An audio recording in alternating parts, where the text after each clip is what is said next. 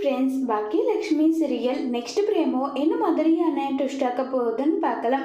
ஈஸ்வரி பாக்கிய கிட்ட பயங்கரமா கோபப்பட்டு பேசிட்டு இருக்காங்க.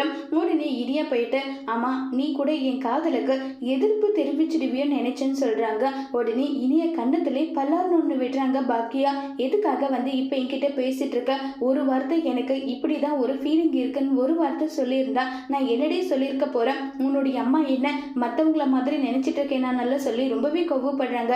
தப்புதான், நான் பண்ணது எல்லாமே தப்புதான். அதுக்காக நீ எனக்கு என்ன தண்டனை கொடுத்தாலும் அதை நான் ஏத்துக்கிறேமான்னு சொல்லிட்டு ரொம்ப வருத்தப்பட்டு ஃபீல் பண்ணி பேசிட்டு இருக்காங்க. உடனே ஈஸ்வரி, என்ன பேசிட்டு இருக்க? அப்படின்னா இப்ப நீ போயிட்டு செல்வி கிட்ட பையன் கேட்க போறியா, கல்யாணம் பண்ணி வைக்கலாம் சொல்லிட்டு முடிவு பண்ண போறியா நல்லா சொல்லி கேட்குறாங்க.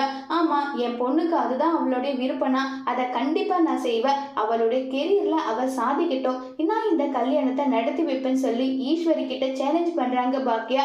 உடனே எழில் வராங்க. எழில் அம்மாவுக்கு நான் துணையா நிற்பேன், அம்மா எடுத்த முடிவுக்கு கண்டிப்பா நான் சப்போர்ட் பண்ணுவேன்னு சொல்லிட்டு எழில் சொல்றாங்க. உடனே செலியன், அவங்க நம்ம பக்கத்துல நிக்கிறதுக்கு கூட அவங்களுக்கு அருகதை இல்லை. அப்படிப்பட்ட ஒரு இடத்துல இனியவ கல்யாணம் பண்ணி கொடுக்கணும்னு நினைக்கிறீங்க. இப்ப வேணும்னா அது நல்ல விஷயமா இருக்கலாம். ஆனா இனிய கஷ்டப்படும் போது நீங்களும் கூட சேர்ந்து கஷ்டப்படுவீங்கம்மான்னு சொல்லிட்டுலாம் ஃபீல் பண்ணி பேசிக்கிட்டு இருக்காங்க. இதை கேட்டு ரொம்பவே வருத்தப்படுறாங்க பாக்கியா. என்னுடைய பொண்ணுக்கு எது தேவையோ அதை நான் கண்டிப்பா ஒரு அம்மாவா செஞ்சு கொடுப்பேன்னு சொல்லிட்டு பாக்கியா சொல்றாங்க. இதை கேட்ட கோபி பாக்கியாவுக்கு உதவி பண்ணுவாங்களா இல்லையாங்கிறத வரப்போற எபிசோட்ல வெயிட் பண்ணி பார்க்கலாம். தேங்க்யூ.